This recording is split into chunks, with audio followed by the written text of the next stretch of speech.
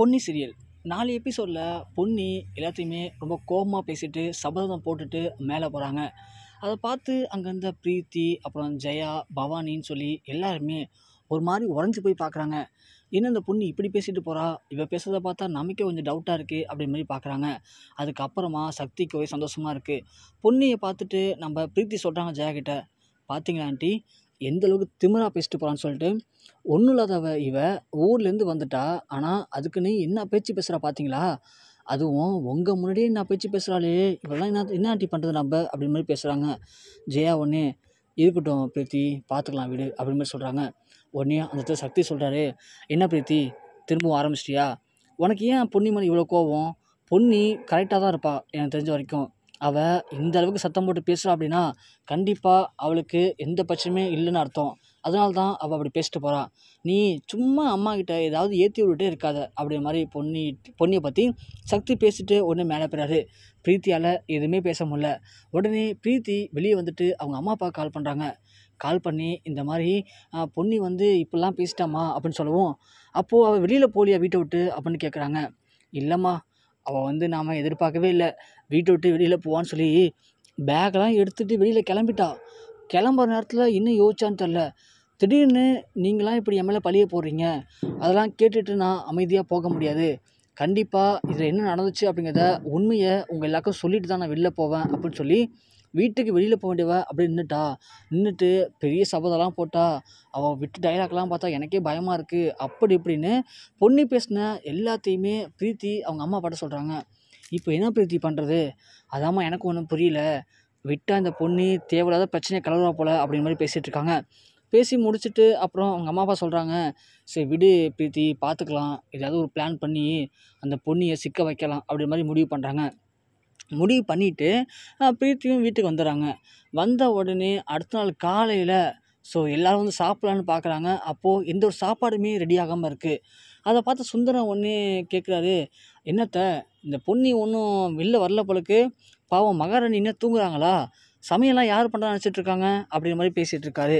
அதுலேயும் அவங்க பேசுகிறத பார்த்துட்டு இங்கே சண்முகம் அப்புறம் சந்திரசேகர்லாம், ஏன் மாப்பிள்ளை இப்படி பேசுகிறீங்க, பாவம் அந்த பொண்ணு கஷ்டப்பட்டுருப்பா, கொஞ்சம் லேட்டாக சமைப்பா, அதுக்கு ஏன் இப்படிலாம் பேசுகிறீங்க அப்படின்னு கேட்க, ஒன்று ஜெயா, என்னங்க மாப்பிள்ளையை வைத்து பேசிகிட்டு இருக்கீங்க, அந்த ஊர்க்காரி அவள் ஒன்றும் இல்லாதவ, அவளுக்காக மாப்பிள்ளையை முறைக்கிறீங்க நீங்கள் அப்படின்ற மாதிரி ஜெயா பேச, உடனே பொன்னி வராங்க.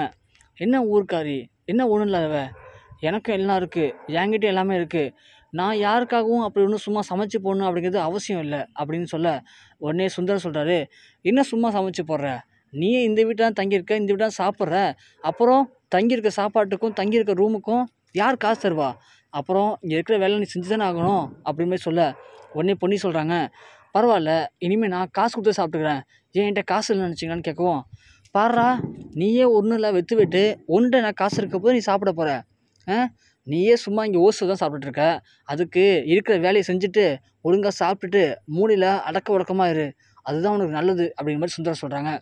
உடனே அது கேட்ட பொண்ணு அதிர்ச்சி ஆகிட்டு, என்ன சொன்னீங்க, ஒன்றும் இல்லாதவளா, இங்கே பாருங்கள், நான் வந்து இனிமேல் இந்த வீட்டில் சாப்பிட போகிறது இல்லைன்னு முடிவு பண்ணிட்டேன், நான் சமைச்சு கொடுக்குறேன், ஆனால் அதுக்கு பதில் இந்த வீட்டில் தங்கிக்கிறதுக்கு தேவையான பணத்தை நான் இப்பயே கொடுத்துட்றேன், அதே மாதிரி நான் இனிமேல் இந்த வீட்டில் சாப்பிட போகிறது கிடையாது, எனக்கு வேணுங்கிற சாப்பாட்டை நான் வீட்டுக்கு வெளியில் விறகு அடுப்பில் சமைச்சு சாப்பிட்டுக்கிறேன் அப்படின்னு சொல்லவும், சந்திரசேகர் ஒன்று, ஏமா பொண்ணி இப்படிலாம் பண்ணுற, ஏமா உன்னை இவங்கெல்லாம் ஒரு ஆளுன்னு சொல்லி கேட்குறாங்கன்னு நீங்கள் கோவப்படாதம்மா, நீ இங்கேயே சமைச்சு இங்கேயே சாப்பிடுமா, ஒரு பிரச்சனை இல்லைன்னு சொல்கிறாங்க. இல்லைம்மாம்மா பரவாயில்ல, எனக்கு இவங்களுடைய இப்படியாப்பட்ட பேச்செல்லாம் கேட்டுட்டு அப்படி வெக்கமே இல்லாமல் உட்காந்து சாப்பிட்ணுன்னு அவசியம் இல்லை, இந்தாங்க நான் தங்கியிருக்கிறதுக்கான காசுன்னு சொல்லி கொடுக்க, உடனே சுந்தரம், ஏது திருட்டு தான் வந்தியா, உனக்கு எது காசுலாம் அப்படின்னு சொல்கிறாங்க. அந்த மாதிரி பழக்கம் எனக்கு இல்லைங்க, நான் ஏற்கனவே சம்பாதிச்சுட்டு இருந்த பணம் என்கிட்ட இருந்துச்சு, அதுதான் கொடுக்குறேன், இனிமேல் நான் எனக்கான வேலையை பார்த்து அந்த காசை நான் கொடுத்துட்டு நான் இங்கே தங்கிக்கிறேன் அப்படிங்கிற மாதிரி பொன்னி பேசுகிறாங்க. பொன்னி பேசுகிறத கேட்டு இங்கே எல்லாருமே வாயடிச்சு போகிறாங்க. அதுவும் இல்லாமல் பொன்னி காசுலாம் தராங்க, அதெல்லாம் பார்த்து என்ன சொல்கிறது என்ன பேசுறதுன்னு தெரியல. அப்படி வாயடிச்சு போகிற சுந்தரத்தை பார்த்து பொன்னி சொல்கிறாங்க, இனிமே வெட்டியாக உட்காந்து சாப்பிட்றவங்கள்ட்ட போய் கேளுங்க இந்த மாதிரிலாம், இனிமேல் என்கிட்ட பேச வச்சுக்காதீங்க, அப்படி பேசுனீங்க அப்படின்னா சரி இருக்காது அப்படின்னு சொல்லிட்டு பொன்னி திரும்புகிறாங்க. உடனே சுந்தரம் சொல்கிறாரு, ஒன்றும் இல்லாதவருக்கு வாயை பார்த்தீங்களாத்த எப்படி இருக்குன்னு சொல்லிட்டு அப்படிங்கிறாங்க.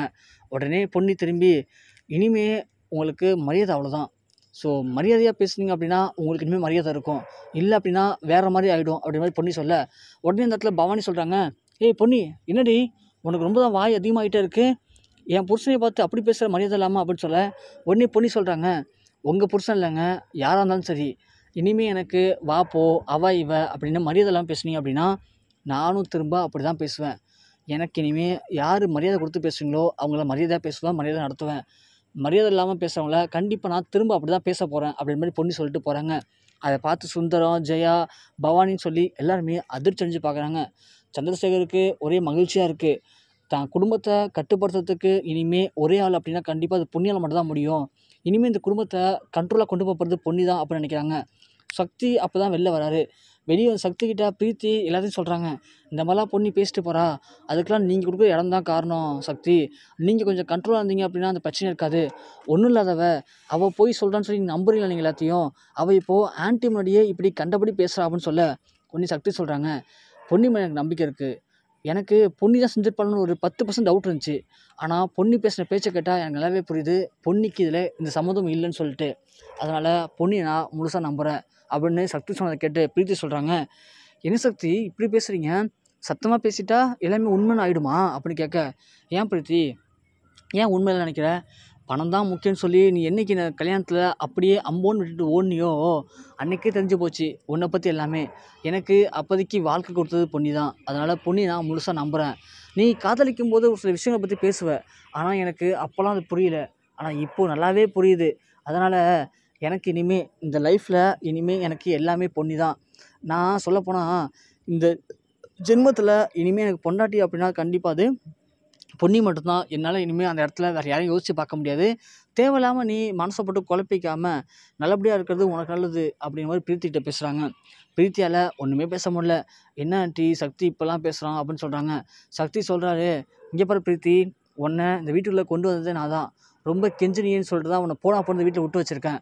அதனால் நீ திரும்ப திரும்ப பொன்னிக்கிட்ட ஏதாவது வம்பிழுத்துட்டு இருந்த அப்படின்னா கண்டிப்பாக பொன்னியே உன்னை கழுத்தை பிடிச்சி வீட்டை விட்டு வெளியே தள்ளக்கூடிய நிலைமை ஏற்பட்டாலும் ஏற்படலாம். அதுக்கு நான் பொறுப்பாக்க முடியாது. அப்படி ஒரு நிலைமை ஏற்பட்டுச்சுன்னா கண்டிப்பாக பிரீத்தி நான் பொன்னிக்கு தான் சப்போர்ட் பண்ணுவேன். அதனால் உனக்கான ஸ்பேஸை கரெக்டாக பயன்படுத்திக்கிட்டு எந்த பிரச்சனையும் பண்ணாமல் வாயை மூடிக்கிட்டு பொன்னி போகிற சாப்பாடு சாப்பிட்டுக்கிட்டு அமைதியாக இந்த வீட்டில் இருந்த அப்படின்னா உனக்கு இந்த வீட்டில் இடம் இருக்கும், தாராளமாக நீ இருக்கலாம். இல்லை அப்படின்னா தேவையில்லாத பிரச்சனை பண்ணுவேன், எல்லாரையும் ஏற்றி விடுவேன் அப்படிங்கிற மாதிரி பண்ண அப்படின்னா கண்டிப்பாக நானே பொண்ணிகிட்ட பேசி உன்னை கூடி சீக்கிரம் இந்த வீட்டை விட்டு வெளியே அனுப்ப வேண்டிய நிலைமை ஏற்படும், பார்த்துக்கோ பிரீத்தி அப்படின்னு சக்தி சொல்லிட்டு போகிறாரு. பிரீத்தியால் ஒன்றுமே பேச முடியல, வாயடிச்சு போய் அப்படியே நிற்கிறாங்க. பார்த்தீங்களா ஆண்டி, அந்த பொன்னியோடைய பேச்சை கேட்டுட்டு சக்தி இப்போ இப்போல்லாம் பேசுகிறாருன்னு பார்த்தீங்களா, பார்த்துங்க ஆண்டி, போகிற பக்கம் பார்த்த சக்தி முழுசாக பொன்னி பக்கம் மாதிரி உங்களையே மதிக்காமல் பேசினாலும் பேசுவார் போல் ஆண்டி அப்படின்னு தான் பக்கம் வந்த அந்த எல்லா விஷயத்தையுமே அப்படியே பிரீத்தி ஜெயா பக்கம் திருப்பி விடுறாங்க. ஜெயா உச்சக்கட்ட கடுப்பில் என்ன பண்ண தெரியாமல் முழிச்சுக்கிட்டு அப்படியே நிற்கிறாங்க.